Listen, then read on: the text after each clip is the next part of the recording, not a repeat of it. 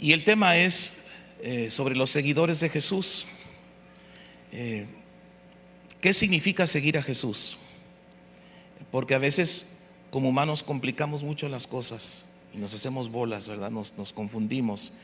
Pero ¿qué significa seguir a Jesús? Y yo creo que lo podemos dar un vistazo a los primeros discípulos de Jesús, los primeros seguidores de Jesús, para aclarar y ver qué es lo que significa ser seguidor de Jesús. No sé si ponen por ahí los versículos, pero quiero que vayamos al libro de Hechos, capítulo 4, versículo 13.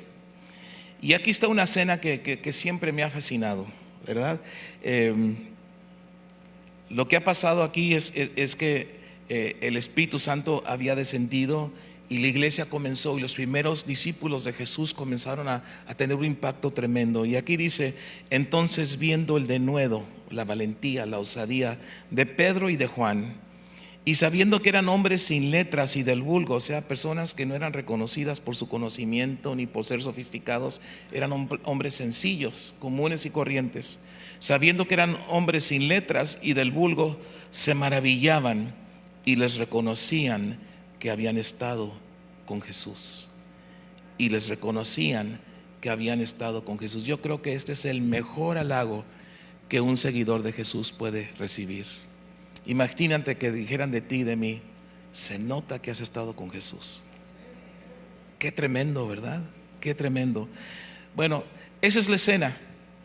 Y Pedro y Juan están así y los llevan ante el concilio, ante el Sanedrín, porque algo sucedió y no sabes qué va a pasar. Los habían arrestado desde un día anterior. Bueno, y no sé cuántos de ustedes ven la televisión, alguna serie policíaca, y así empieza el programa. Empieza donde está la tensión, no sabes lo que va a pasar, y luego de repente dice 24 horas antes. ¿Han visto esos programas? Y dices: ay, ¿por qué me hacen eso, verdad? ¿Por qué no, verdad? Me metan y ya te picaste, ¿verdad? Porque dicen 24 horas o 48 horas antes. Bueno, 24 horas antes algo sucede. Y por eso Pedro y Juan están ante el Sanedrín. Los encarcelaron, los están castigando, los regañan, les prohíben que sigan predicando. Pero vamos a 24 horas antes, a Hechos capítulo 3, versículo 1 al 10. Y dice: Pedro y Juan subían juntos al templo a la hora novena, a la hora de la oración, y era traído un hombre cojo de nacimiento, a quien ponían cada día a la puerta del templo, que se llamaba La Hermosa, para que pidiese limosna de los que entraban en el templo. Cuando vio a Pedro y a Juan que iban a entrar en el templo, les rogaba que le diesen limosna. Pedro, con Juan, fijando en él los ojos, le dijo: míranos. Entonces él les estuvo atento, esperando de recibir de ellos algo. Mas Pedro dijo: no tengo plata ni oro, pero lo que tengo te doy. En el nombre de Jesús, de Jesucristo de Nazaret, levántate y anda.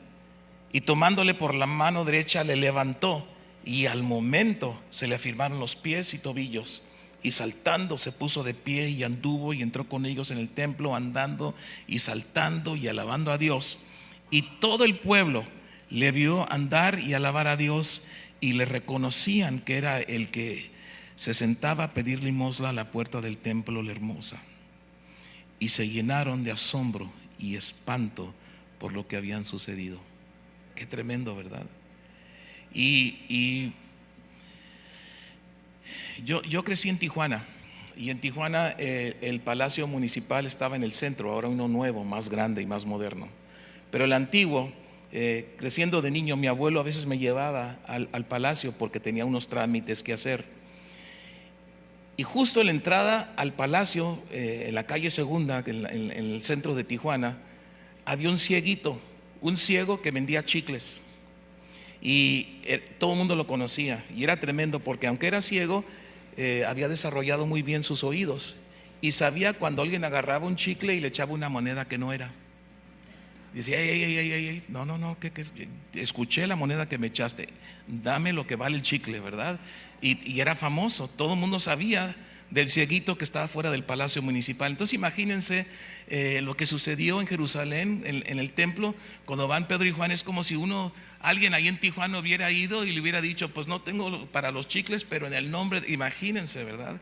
Y todo el mundo se espantó y se maravilló porque todos sabían la historia de eso, de ese señor, y lo vieron alabando a Dios y bailando y gritando, y eso causó una reacción increíble. Vamos a Hechos 4:4, y ahí el apóstol Pedro aprovecha para echarse su segundo sermón. En su primer sermón se convirtieron 3,000 personas, y aquí dice, bueno, aprovechando el milagro, aprovechando lo que Dios hizo, ahí les va.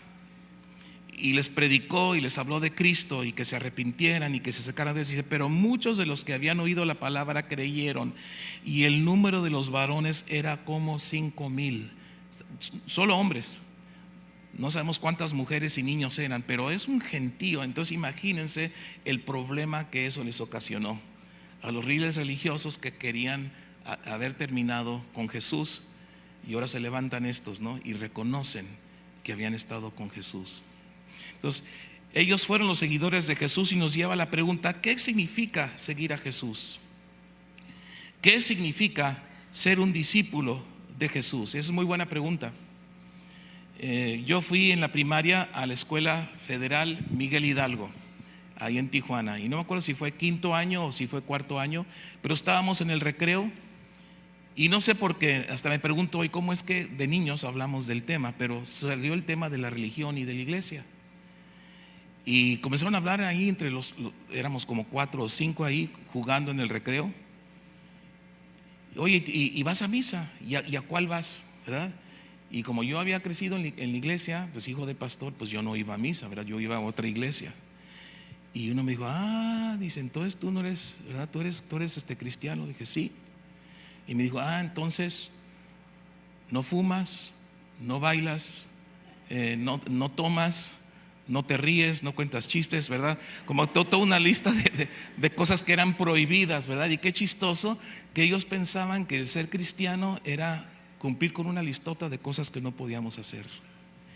Y quizá a veces gente dentro de la iglesia piensa que ser cristiano es lo que es, pero realmente no es eso.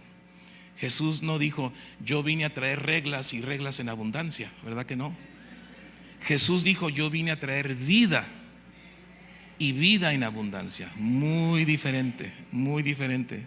Otros piensan que ser cristianos es cumplir con las actividades, ir a la iglesia. Unos cambiaron de una religión y ahora se vinieron acá, y para ellos nomás cambiaron de templo. Es como checar tarjeta, ya cumplí, ¿verdad?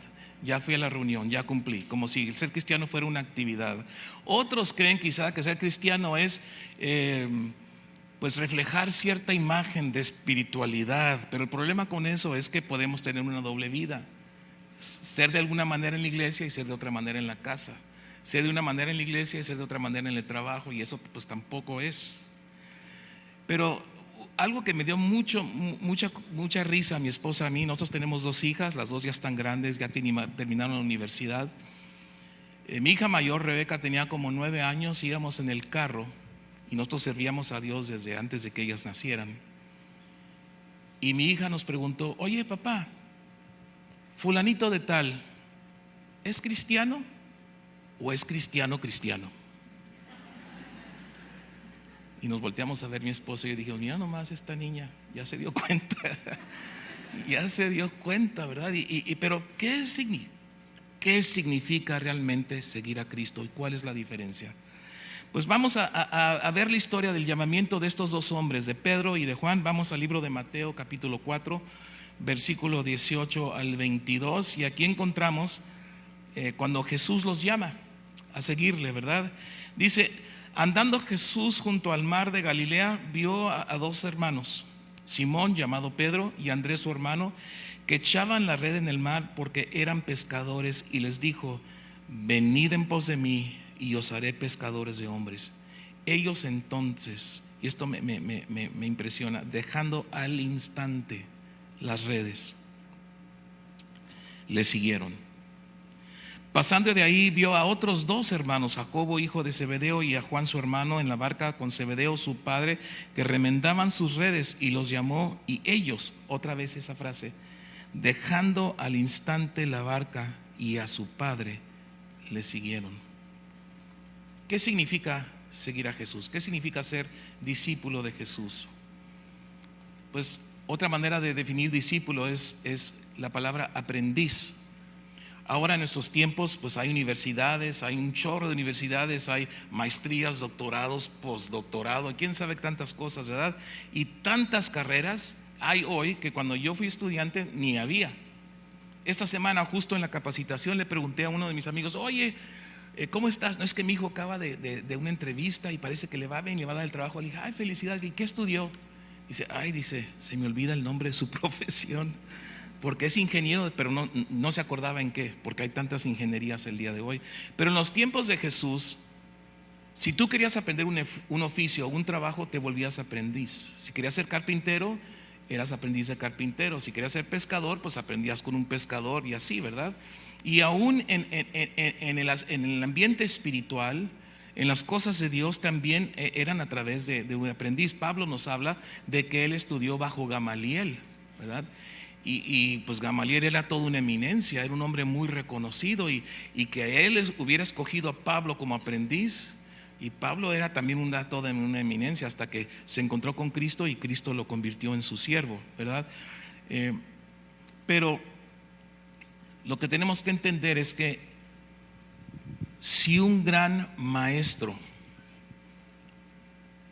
venía y te decía, sígueme, en esos momentos ellos reconocían que esta era una gran oportunidad, que esta oportunidad no venía todos los días, y el aprender bajo los pies de un gran maestro como Jesús era un privilegio.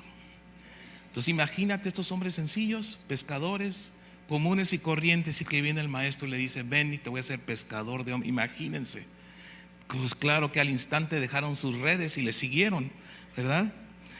Era una oportunidad única. Y ¿sabes qué?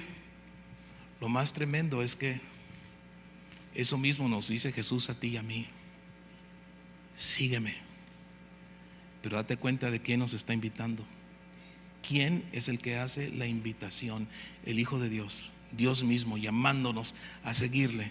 Hay tres cosas que yo creo que simplifican lo que es seguir a Jesús, y son tres cosas. Número uno, estar con Jesús. Número dos, ser como Jesús. Y número tres, hacer las cosas que Jesús hizo. ¿Cómo podemos estar con Jesús? Sabemos que Jesús está a la diestra del Padre. Él murió, resucitó, Dios lo exaltó, le dio un nombre que es sobre todo nombre. Pero la manera que estamos con Jesús, vamos a ver cómo podemos estar con Jesús el día de hoy, en el año 2022. Número uno, podemos estar con Jesús a través del Espíritu Santo. A través del Espíritu Santo. Si vamos al libro de Juan, capítulo 14, aquí Jesús está hablando y dice, y yo rogaré al Padre y os dará otro consolador para que esté con vosotros para siempre, el Espíritu de verdad, al cual el mundo no puede recibir porque no le ve ni le conoce, pero vosotros le conocéis porque mora con vosotros y estará en vosotros. No os dejaré huérfanos, vendré a vosotros. Mas el Consolador, el Espíritu Santo, versículo 26, a quien el Padre enviará en mi nombre, Él os enseñará todas las cosas y os recordará todo lo que yo os he dicho. La manera de estar con Jesús es desarrollar una sensibilidad al Espíritu Santo, aprender a escuchar su voz, aprender a ser guiados por Él. El Espíritu Santo es la tercera persona de la Trinidad. No es una fuerza, no es como Star Wars que usas la fuerza, no. Es Dios mismo. El Espíritu Santo es Dios mismo que viene a darnos, a guiarnos, a recordarnos lo que Jesús nos enseñó. Jesús dijo que el Espíritu Santo nos iba a hablar de Él. Entonces, si queremos estar con Jesús, es importante que desarrollemos esa sensibilidad, esa apertura al Espíritu Santo, y aprender a escuchar su voz, aprender a ser guiados por Él, al buscarlo. al estar con Él, al tener esta relación ahora con el Consolador, el Espíritu que Jesús envió, podemos estar con Jesús. Número 2, la segunda manera que podemos estar con Jesús es a través de la Biblia. La Biblia es la carta de amor de Dios para nosotros, inspirada por el Espíritu Santo. También podemos oír su voz, también podemos sentir su presencia. Cuando nos acercamos a la Biblia simplemente oramos: Señor, háblame, quiero estar contigo. Señor, háblame, quiero estar contigo. Y ahí nos encontramos con Dios. Y no necesitas mucho tiempo. Hay gente que piensa que necesitas 2, 3 horas.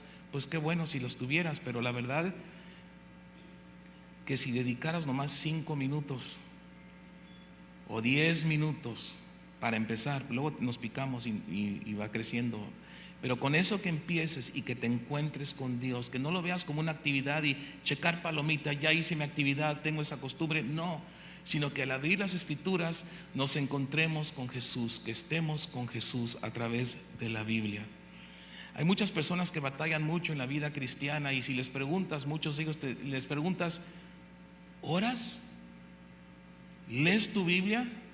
Y te van a decir: híjole, es que la verdad mi vida es un relajo y estoy tan ocupado que pues si no estás con Jesús, pues claro que las cosas se van a complicar. Número 3, al pasar tiempo en oración y reflexión, yo diría, y en silencio también. También aquí no necesitas empezar con mucho tiempo. Invita a Dios a hablarte. Hazlo parte de tu día y aprende a esperar en Él. Sabes que la oración es una comunicación de 2 sentidos. Hablamos, pero llega el momento en la oración que necesitamos callar y escuchar, ¿verdad? Porque qué chistes somos, ¿no? Cuando nos vemos con alguien y los únicos que hablamos somos nosotros. Imagínense, van a decir: no, yo no quiero estar con Luis, se la pasa hablando y no me deja decirle nada. Qué ganas va a tener, ¿verdad? Pero cuando vamos con Dios sí hablamos, les damos nuestras cargas, le alabamos, pero llega el momento que le decimos: Señor, háblame, guíame.